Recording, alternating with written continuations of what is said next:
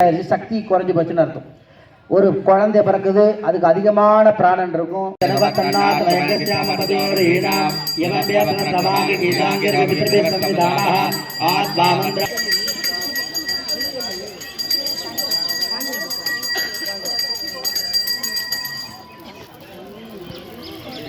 सत्यं ब्रह्मवादिहं प्रथमवादिहं सत्यमवादिहं नागुदे सर्वमेवाप्नोति यतो यम्बे पूर्णागुदे अस्यामेव प्रतिष्ठति स्वाहा ओम भूस्वाहा ओम भुवस्वाहा ओम सुभस्वाहा ओम भूर्भुवस्व स्वाहा प्रजापते नमः आदिपात्रं सौकर्यो निधाय प्रायश्चित्त प्राणानाय नमः ओम आदिपाय पुत्र स्वामी नमः सूर्यदेवानंदयामि वीराय देवा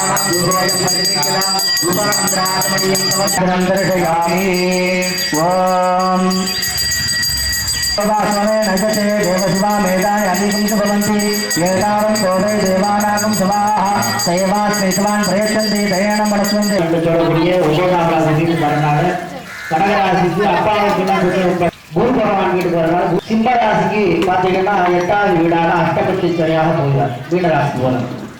அப்ப சிம்மராசிக்கு அஷ்டபதி சனி, இந்த 7 சனி அர்த்தாஷ்டம சனி கண்டக சனியை விட அந்த அஷ்டபதி சனி கொஞ்சம் அதிகமான உடல் உபாதைகளையும் துன்பங்களையும் கொஞ்சம் விளைவிக்கும். சிம்மராசிக்காரர்களுக்கு கொஞ்சம் ஜாக்கிரதையா இருக்கும் கன்னியாராசிக்காரர்கள்லாம். அடுத்ததாக பார்த்தீங்கன்னா துளாராசி. துலா